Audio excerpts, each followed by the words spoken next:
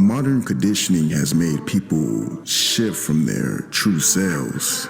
You see, many often avoid their natural tendencies of hunger for victory and honor by trying to settle in the ways society asks of them.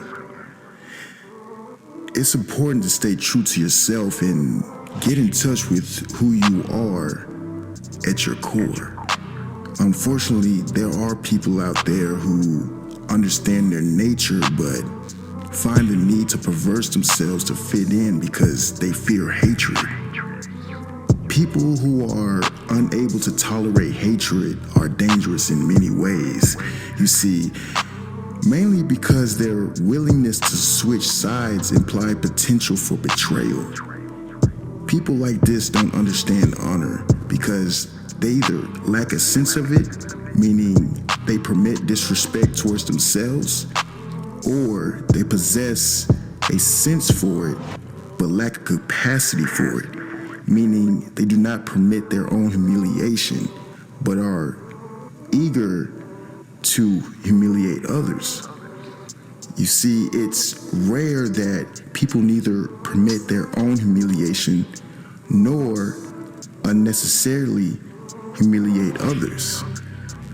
To permit dishonor against others but not yourself is simply vanity.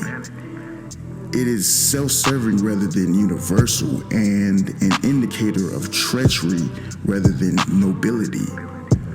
More often than not, those that humiliate others get humiliated subconsciously because they are pretty much disrespecting themselves. It shows a sign of weakness. The strong accept their afflictions and become who they want to be in spite of them. But the weak are defined by them and they blame who they are for what happened to them. You see, acceptance isn't synonymous with passivity. Rather, through acceptance, you have a solid ground to sculpt a useful reality.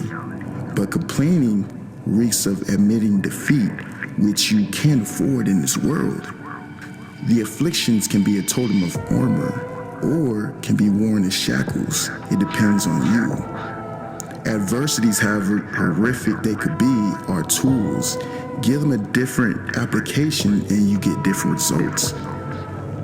You see, the strong turn the wounds to wisdom and become even better individuals, but the weak externalize their responsibility to exonerate themselves for their failures.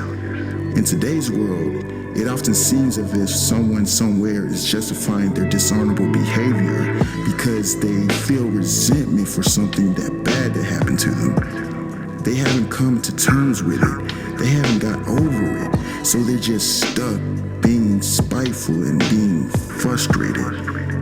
It can be hard to overcome resentment, but it's best not to give into it. You can never be your best self if you're afflicted by resentment. Constant negativity will never be the best winning strategy. It must be rejected. It will never make anyone a better person. It just makes people suffer while justifying to be a negative human being because of that suffering. It's no good. It's best to think about your future. It's best to think about how can you grow? What can you improve? How can you make things better? Because people who are resentful are always stuck in the past. This will rob your focus from the present while harming you even more.